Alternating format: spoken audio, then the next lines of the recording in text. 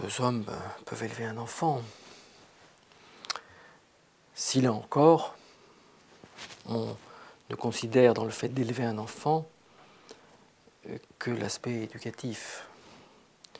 Ce qui serait évidemment un petit peu réducteur, d'ailleurs élever et grandir, d'une certaine manière, sont les mêmes mots. Il y a toujours l'idée de l'ascension qui est l'idée qui captive l'enfant, grandir, devenir un adulte. C'est quand même cela qui tire, qui aiguillonne le développement de l'enfant.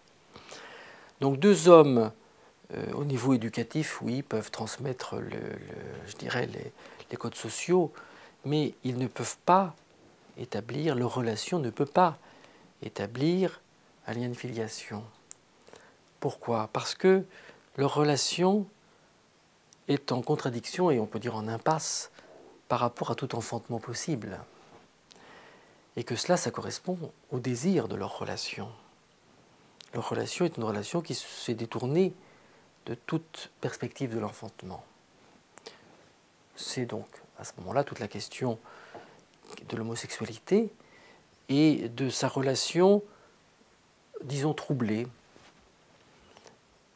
aux interdits de l'inceste en particulier, qui à ce moment-là porte, je dirais, la dynamique de la vie sexuelle vers le privilège donné à la vie homosexuelle. Puisque ce qui est le privilège, ce qui fait la vie homosexuelle, c'est qu'un homme, dans l'exemple que vous prenez, ne fait pas venir une femme dans sa vie affective personnelle, ce qui veut dire en pratique qu'il ne déloge pas sa mère de sa rêverie incestueuse personnelle. Faisant venir un homme, d'une certaine manière, il conserve la relation de rêverie, de romance incestueuse avec sa mère. Ça, c'est ce qui fait la vie homosexuelle, c'est ce qui fait la mise en impasse de l'enfantement. Une relation entre hommes, certainement, n'aboutira pas à l'enfantement. C'est une certitude qui, d'une certaine manière, est rassurante en fonction des enjeux propres de la relation homosexuelle. Alors, sur le plan de la filiation, cette relation ne peut pas être porteuse d'un enfantement.